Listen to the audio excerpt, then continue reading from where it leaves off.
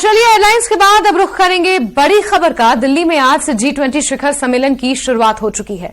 सम्मेलन का पहला सत्र भी खत्म हो चुका है। दूसरा हिस्सा कुछ ही देर में अब शुरू होगा। शाम को 4:45 पर दूसरा सेशन खत्म होगा।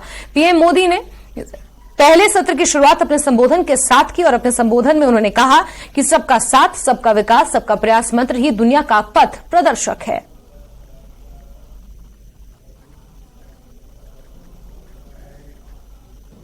औपचारिक कार्रवाई शुरू करने से पहले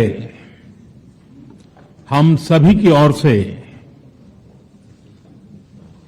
कुछ देर पहले मोरक्को में आए भूकंप से प्रभावित लोगों के प्रति मैं अपनी हार्दिक संवेदना प्रकट करना चाहता हूं।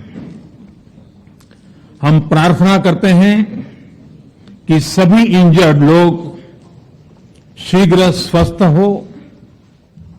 इस कठिन समय में पूरा विश्व समुदाय मोरक्को के साथ है और हम उन्हें हर संभव सहायता पहुंचाने के लिए तैयार हैं। योर हाइनेसेस, एक्सेलेंसीज, G20 के प्रेसिडेंट के तौर पर भारत आप सभी का हार्दिक स्वागत करता है।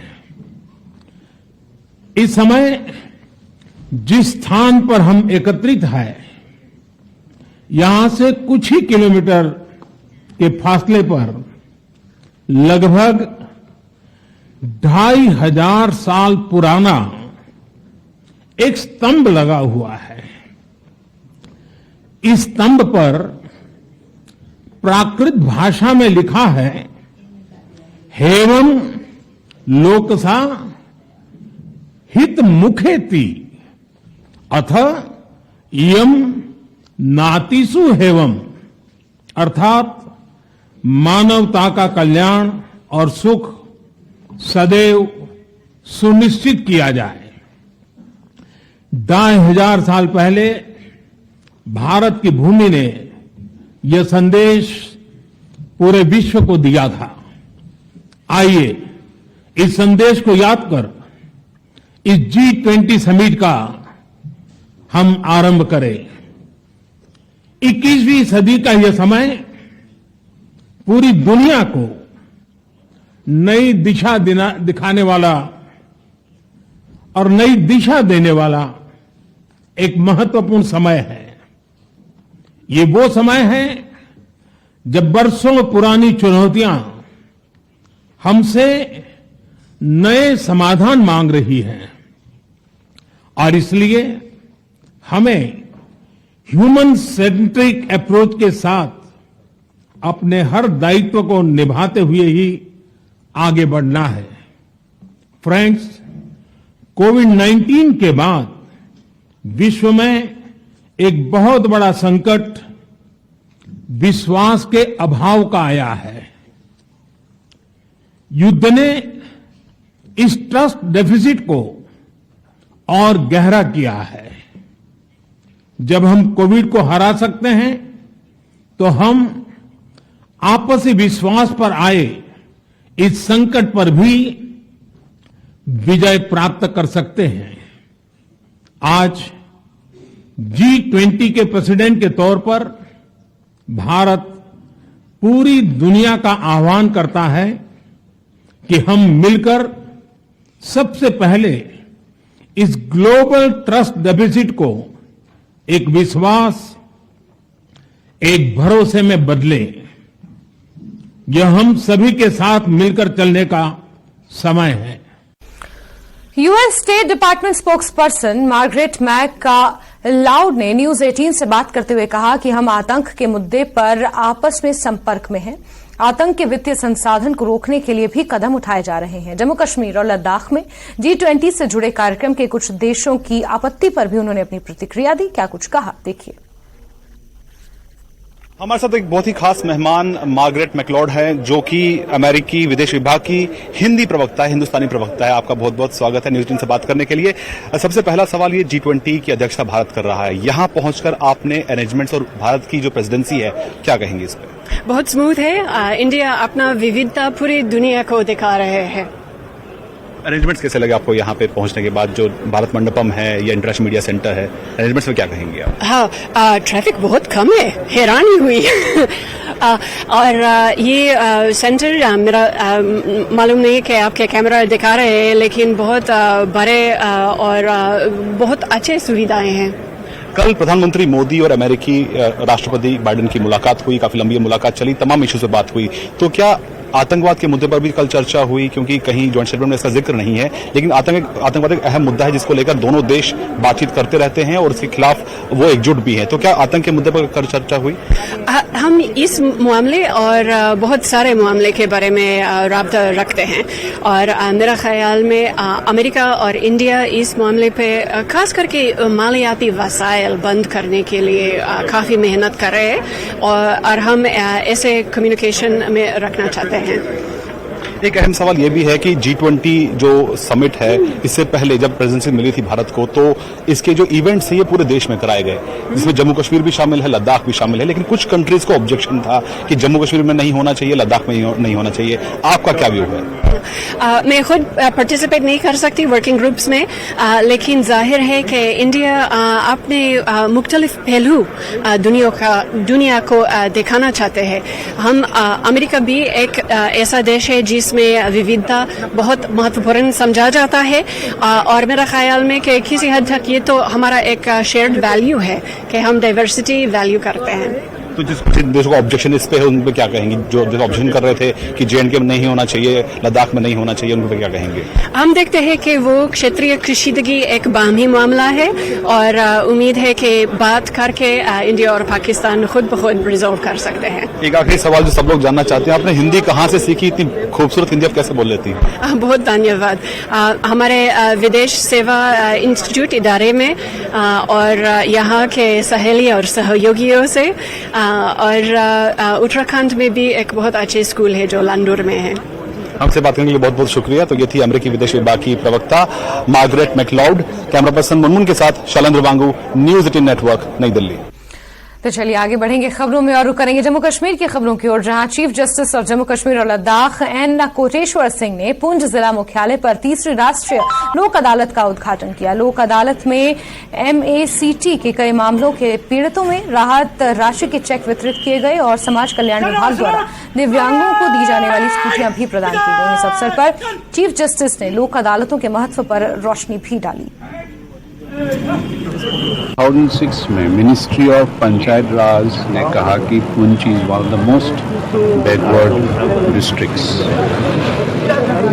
तो मेरा बहुत पहले से और इच्छा थी कि मैं एक बार विजिट करूं। कैसे है पुंछ के बारे में तो सुनते हैं, बहुत सारे अखबार में भी आते हैं।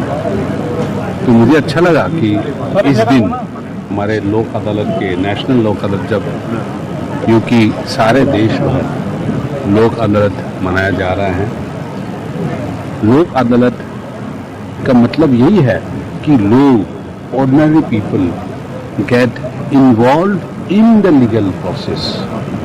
जैसे मैंने कहा था कि लीगल प्रोसेस हम समझते हैं कि लॉयर्स और जजेस के हाथ में है, और जज क्या फैसला देंगे अंत तक पता नहीं चलता। लेकिन इसमें एक लोक अदालत ऐसा एक सिस्टम है जिसके जरिए लोग अपना क्या फैसला चाहते हैं, उसको सबसे अच्छे फैसला को निभाने के लिए, प्राप्त करने के लिए एक माध्यम बन जाता है। इसलिए मैं समझता हूँ कि जब आज जो पुंछ के लोगों को भी एक मौका मिलता है, सारे देश भर जो एक मूवमेंट चल रहा है लीगल सर्विस अथॉरिटी के माध्यम से, लोक अदालत का एक बहुत महत्वपूर्ण डेवलपमेंट है। तो मुझे बहुत अच्छा लगा यहाँ पे देख के। यहाँ पे बहुत अच्छे हैं। मैं कोशिश करूँगा और जाके समझने की कोशिश करूँगा बार के मेंबर से, जुडिशरी से बात करके क्या क्या प्रॉब्लम्स हैं। और as a chief justice of the high court, I will certainly try my level best to see that the problems which are affecting the legal dispensation, the justice dispensation machinery in the state is improved, in the district is improved. आज यहाँ पर पुंछ में national लोक अदालत का जो है यहाँ पर जो है इनेकाद किया गया, आप जिसमें honourable chief justice of Jammu and Kashmir Shri N Koteshwar Singh ji ने यहाँ पर भाग लिया। डिस्ट्रिक्ट लीगल सर्विसेज अथॉरिटी की तरफ से ये प्रोग्राम कंडक्ट किया गया है। बड़े स्केल में लोगों ने इसमें पार्टिसिपेट किया है। लगभग 8 MACT केसेस जो यहाँ पर डिसाइड किए गए, उनमें चेक्स दिए गए। उसके अलावा सोशल वेलफेयर की तरफ से यहाँ पर लगभग 20 के करीब स्कूटीज दी गई हैं, जो भी लोग मुस्तैक थे उनको दिए गए। उसके अलावा रेवेन्यू कोर्ट से, लेबर कोर्ट से जो केसेस सेटल हुए हैं उनके भी यहाँ पर जो चेक्स दिए गए हैं। तो ऑनरेबल चीफ जस्टिस का यहाँ पर एक ही संदेश था कि जस्टिस एट डोर स्टेप, कि गवर्नमेंट ऑफ इंडिया ने लीगल सर्विसेज अथॉरिटी एक्ट जब से बनाया है तो आम आदमी को कैसे जस्टिस दिया जाए, वो पूरी प्रक्रिया जो है इस लीगल सर्विस अथॉरिटी एक्ट में है। और जगह जगह पहले लोग जो हैं ये कंडक्ट कर रहे हैं कि इससे क्या हुआ कि जो करोड़ों केसेस पेंडिंग हैं वो एमिकेबली सेटल हो रही हैं। विन विन सिचुएशन के कारण लोगों में उत्साह है। आप देख रहे हैं ऑनरेबल चीफ जस्टिस जो है खुद लोक अदालत में आ रहे हैं। तो इसका ये मतलब है कि जो सिस्टम प्रोवाइड किया गया है, ये जो एक मैकेनिज्म प्रोवाइड किया गया लोक अदालत का, इससे लोगों को बहुत बेनिफिट हुआ है। हम ग्रेटफुल हैं honourable chief justice of Jammu and Kashmir के, उनने के डिस्ट्रिक्ट पुंछ जैसे बॉर्डर एरिया में आकर जो लोगों को प्रोत्साहन किया, उत्साह दिया, और उन्होंने जो लेक्चर दिया वो लोगों को दिल से कनेक्ट किया। और चलिए इस बीच बात कर लेते हैं, एक बड़ी खबर की कटरा से मिल रही है, जहां बिजली के खंभे में आग लग गई है। आग पर काबू पा लिया गया है और इस लिहाज से एक बड़ा हादसा यहां पर होते होते बचा है। बड़ी खबर कटरा से आपको दे रहे हैं, जहां बिजली के खंभे में अचानक आग लग गई थी। आग किस वजह से लगी ये कारण अभी तक स्पष्ट नहीं हो पाया है, लेकिन गनीमत ये रही कि समय रहते आग पर काबू पा लिया गया है।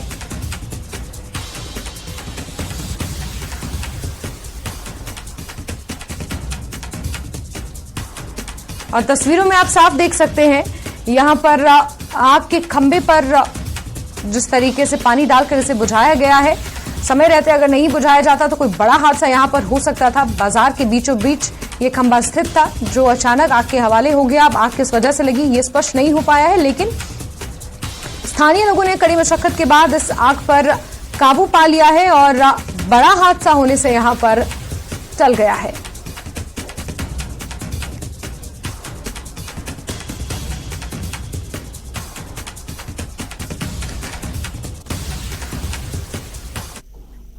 गुलमर्ग में सेना की डैगर डिवीजन द्वारा 2 दिवसीय गुलमर्ग महोत्सव की शुरुआत हुई। टंगमर्ग से तिरंगा रैली के साथ महोत्सव का आगाज हुआ। डैगर डिवीजन के GOC ने रैली को हरी झंडी दिखाकर रवाना किया। आज पहले दिन गुलमर्ग में अलग अलग कार्यक्रम पेश किए जाएंगे। इस फेस्टिवल में बॉलीवुड एक्टर विकी कौशल समेत अन्य कलाकार हिस्सा लेंगे। इस फेस्टिवल में सूफी संगीत, मिनी मैराथन, घुड़दौड़, ATV रेस और अन्य कार्यक्रम प्रस्तुत किए जाएंगे। फेस्टिवल का मकसद गुलमर्ग में पर्यटन को बढ़ावा देना है। जी हम तो इसका हिस्सा बने हैं, लेकिन सर हम तो खुद परेशान हैं अभी, क्योंकि पिछले 2 महीने से हमारा काम जो पड़ा है वो पूरा ठप पड़ा है। हम शुक्रगुजार है आर्मी के सीओ के साहब को, इसने यहाँ पर ये जो प्रोग्राम रखा है, इसकी वजह से टूरिज्म आगे से बढ़ेगा सर यहाँ पर, क्योंकि पिछले 2-3 महीने से जो है हमारा पूरा काम बंद पड़ा हुआ है सर। आज तिरंगा रैली में आप हिस्सा ले रहे हैं? जी, हमारे तो बहुत खुशी है सर, आज हमने इसमें हिस्सा लिया, हमको इसमें बहुत खुशी है सर। हम तो चाहते हैं और भी ये प्रोग्राम यहाँ पर बढ़ने चाहिए, टूरिज्म बढ़ाना चाहिए सर यहाँ पर। सर देखिए, आपको पता है ये गुलमर्ग एरिया जो है पूरा डिपेंड करता है टूरिज्म के ऊपर। तो इससे क्या होता है, इससे हमारा टूरिस्ट बहुत ज़्यादा बढ़ेगा, हमारा ही फायदा है। जितना टूरिस्ट बढ़ेगा उतना फायदा हमारा है। आप देखा है गुलमर्ग पूरा बुकिंग रहती है। अब यहाँ पे ये होगा, जब ज़्यादा टूरिस्ट बढ़ेगा तो लोगों के घरों में भी टूरिस्ट रुक सकते हैं, उससे भी हमारी इनकम बढ़ सकती है सर। आज आर्मी की जानिब से जो फौज की टिकट डिवीजन है उनकी जानिब से गुलमर्ग फेस्टिवल का आगाज हो गया है। GOC ने टंगमर्ग से ही तिरंगा रैली से इसका आगाज किया है, हरी झंडी दिखाकर आप मेरे पीछे देख सकते हैं। और ये रैली है और ये टंगमर्ग से बराबर गुलमर्ग पहुंचेगी ये रैली। और इस तरह टिकट डिवीजन के जो GOC है, जनरल ऑफिसर कमांडिंग, उन्होंने हरी झंडी दिखाकर इसका बाकायदा तौर पर इफ्तिताह किया है, आगाज किया है। आप देख सकते हैं ये ATV बाइक्स जो है यहाँ पे ऑल टेरियन वेपन्स जो है, और इनके जरिए से ये जो यहाँ पे तिरंगा रैली है उसको यहाँ टंगमर्ग से बाज़ाब्ता तौर पे ये गुलमर्ग पहुँचेगी और काफ़ी तादाद में नौजवान जो है तिरंगा लिए हुए इन ATV बाइक्स पे यानी गुलमर्ग की तरफ रवाना हैं। और इस तरह यहाँ इस फेस्टिवल की अगर हम बात करें और ज़्यादातर टूरिज्म को बढ़ावे के लिए, टूरिज्म के फ़रोग के लिए गुलमर्ग में हर साल ये इस तरह के फेस्टिवल मुनक़िद किए जाते हैं ताकि एक तो मुकामी लोगों को रोज़गार के वसाइल बढ़ेंगे और दूसरा सयाहत जो है मुल्क भर के सयाह, दुनिया भर के सयाह, उनको ज़्यादा से ज़्यादा गुलमर्ग की तरफ राग़िब किया जाए। न्यूज़ 18 जम्मू कश्मीर के लिए मैं गुलमर्ग से मुनीर हुसैन हुर्रा। और खबरों का सिलसिला जारी है, लेकिन रुकते हैं एक छोटे से ब्रेक के लिए।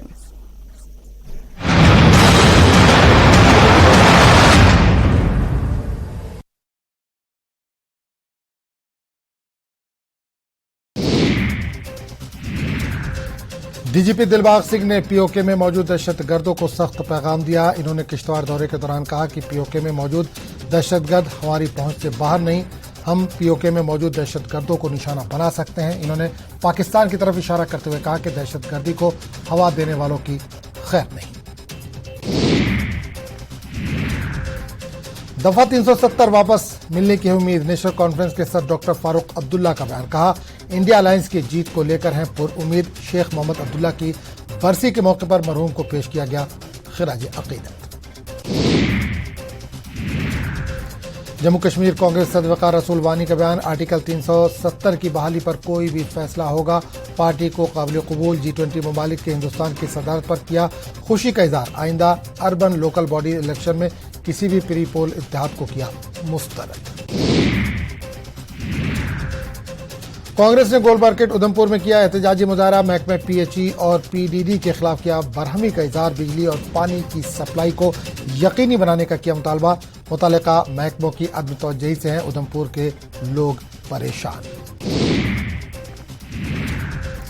जम्मू कश्मीर देही सफाई सुथराई के डायरेक्टर ने किया राजौरी का दौरा। स्वच्छ भारत मिशन के निफाज से मुतालिक लिया जायजा। RDD और PRI अफसरान के साथ की मीटिंग तलब। चलिए ब्रेक के बाद खबर राजौरी से आपको देंगे, जहां के जल शक्ति विभाग ने 20 साल पहले राजौरी के चिखली गांव में एक डॉकवेल बनाया था, जिसका उद्देश्य गांव के हर घर में स्वच्छ पेयजल उपलब्ध कराना था। लेकिन इस टंकी से कुछ ही घरों में पानी की आपूर्ति की गई और बाकी घरों को पाइप का इंतजार है। आज तक जल शक्ति विभाग द्वारा पानी की आपूर्ति सही से नहीं हो पा रही है। हमें इस टैंक का कोई बेनिफिट नहीं है, हमें पानी नहीं मिल रहा।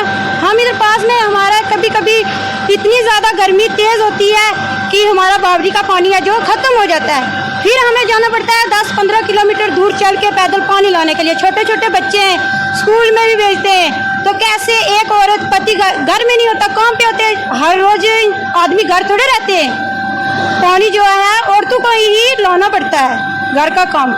तो क्या करें, हम पानी इतने दूर से कैसे लाएं? इनको बोलो कि अगर ये टैंक है तो हमें पानी जो है इधर पास में हमें जाना चाहिए। पानी की हमें बहुत ज्यादा जरूरत है, पानी चाहिए हमें टैंक इधर से टूटी लाने चाहिए। तो पानी ऐसे दरिया दूर है, दरिया चढ़ी ना सकने ना कुछ, तो बावली है, बावली सूखी जानी है। तो क्या करें, निकन के बच्चे छोड़ी पानी ऐसे ही तो कौन लबना ना कुछ, निके निके बच्चे छोड़ी तो बावली रोना बिना ना बावली टैंक दूर है, दरिया है, दरिया में किस तरह बंदा चढ़ा पानी ऐसे पार लगना चाहिए। ऐसे पानी यूज होना चाहिए ना, सारी दुनिया पीनी है तो पानी ऐसे ना टूटी है ना कुछ भी। ऐसे इतने परेशान है, ऐसे को पानी नहीं मिलता इधर। इनको बोलते हैं आ जाओ आगे से बात करो, हमारे को क्या बोलते हैं? अभी जो ड्यूटी कर रहे हैं उनको बोलो कि हमें 1 गिलास पानी यहाँ से दो। अभी है ना, क्या बोलते हैं हमें बोलते हैं कि देंगे नहीं, ये यहाँ से नहीं दिया जाता, दरिया है, नाला है, आप आगे चले जाओ, आगे जाके पेश हो। DC के पास भी गए लेकिन कुछ नहीं हमारा हुआ, बहुत बार गए हम। सरकार ने एक टैंक पानी का बनाया, लेकिन फिर भी लोगों को पानी जो है वो नहीं मिल रहा है। लोगों के घरों तक पाइप से पानी भी नहीं पहुंच रहा है, और जब ये लोग खुद इस टैंक पर आते हैं पानी लेने के लिए, तब भी इनको जो है यहाँ से पानी मुहैया नहीं होता है। कितनी बड़ी लापरवाही है जल शक्ति महकमा की, जो कि लोगों को पानी देना इनकी ड्यूटी है, लेकिन लोगों के घरों तक पानी नहीं पहुँच रहा। और लोग जो इस पूरे एरिया के लोग हैं इस गर्मी के मौसम में काफी परेशान है। न्यूज 18 के लिए राजौरी के दूरदराज गांव से मैं शक्ति शर्मा। और इस बीच शिमला से बड़ी खबर आपको देंगे, जहां चाइली में नाबालिग युवक ने आत्महत्या कर ली है। 10वीं कक्षा में ये युवक पढ़ने वाला था जिसने आत्महत्या की है। युवक की पहचान लक्ष्य, आयु 15 साल की बताई जा रही है। घर के नजदीक जंगल में इसने आत्महत्या की है। युवक का पूरा परिवार नानी के घर पर रहता था। स्थायी पता कोटगढ़ का बताया जा रहा है। शव पोस्टमार्टम के लिए आईजीएमसी भेज दिया गया है। आपको बड़ी खबर बता रहे हैं, जहां एक 15 वर्षीय नाबालिग युवक ने शिमला के चाइली में आत्महत्या कर ली है। बताया जा रहा है कि परिवार के साथ उसका कुछ विवाद हुआ था। अपने मां बाप से उसकी कुछ नोकझोंक हो गई थी, जिसके बाद वो अपने घर वालों से नाराज होकर एक जंगल में गया और उसने वहां पर आत्महत्या कर ली है। आपको बता दें, बीते 8 महीनों में 3 दर्जन से ज्यादा आत्महत्याओं के मामले राजधानी शिमला में आ चुके हैं। शव पोस्टमार्टम के लिए आईजीएमसी भेज दिया गया है। आपको बता दें कि एसपी सिटी नवदीप सिंह ने इस मामले की पुष्टि की है। बड़ी खबर आपको राजधानी शिमला से बता रहे हैं, जहां एक 15 साल के बच्चे ने आत्महत्या की है। 10वीं कक्षा में ये पढ़ने वाला लक्ष्य, इसने आत्महत्या की है। परिवार वालों के साथ इसकी नोकझोंक हुई थी। परिवार में इसको डांट पड़ी थी और उससे नाराज होकर ये एक जंगल में गया, जहां इसने आत्महत्या कर ली है। शव को पोस्टमार्टम के लिए इंदिरा गांधी मेडिकल कॉलेज भेजा गया है। साथ ही एसपी सिटी नवदीप सिंह ने इस मामले की पुष्टि की है।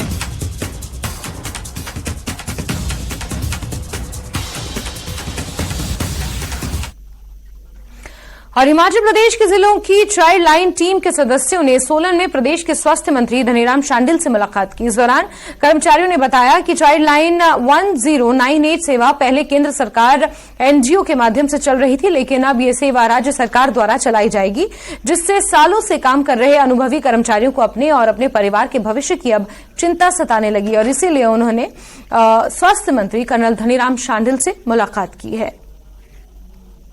हमारी इनकी पुरानी डिमांड्स हैं, वो हम चाहते हैं कि इनकी सेवाएं जो हैं वो बहाल हों और इनको काम दिया जाए। इसके बारे में कैबिनेट में भी बात करूंगा और प्रयास करेंगे कि इनको नौकरी में रखा जाए। और सोलन में डेंगू लगातार अपने पैर पसारता जा रहा है। सबसे अधिक प्रकोप सोलन के औद्योगिक क्षेत्र परवाणु में दिखाई दे रहा है, जिसकी वजह से स्वास्थ्य विभाग अब अलर्ट मोड पर आ गया है। जिला स्वास्थ्य अधिकारी डॉक्टर अमित रंजन तलवार ने बताया कि जिला सोलन में डेंगू के अब तक 146 एक्टिव मामले सामने आ चुके हैं।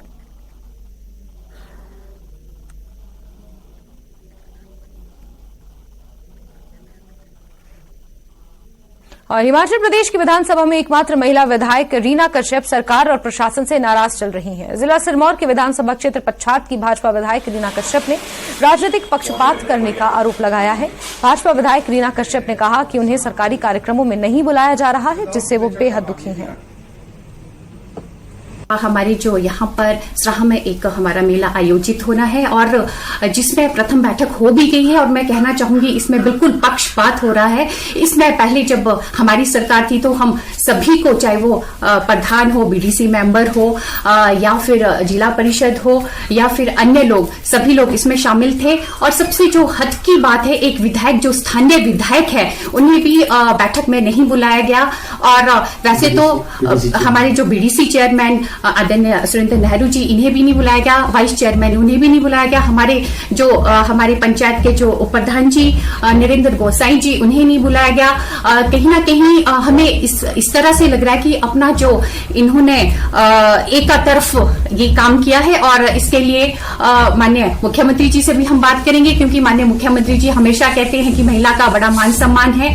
और पूरे विधानसभा 68 विधानसभा में एकमात्र मैं महिला हूं और मुझे ये बहुत दुख के साथ कहना पड़ रहा है, चाहे वो मंत्री हमारी विधानसभा में आए या फिर कोई भी कार्यक्रम हो, मुझे बिल्कुल वहां पे नहीं बुलाया जा रहा है। और इससे लोगों में भी काफी रोष है और खासकर जो हमारा ये मेला हो रहा है, इससे जिसमें हमें नहीं बुलाया गया, उसके लिए हम बहुत नाराज भी हैं और रोष भी प्रकट कर रहे हैं। और इसी के साथ बुलेटिन में फिलहाल के लिए बस इतना ही, लेकिन न्यूज 18 JKLH पर खबरों का सिलसिला लगातार जारी है। बने रहिए हमारे साथ। मुझे दीजिए इजाजत। नमस्कार।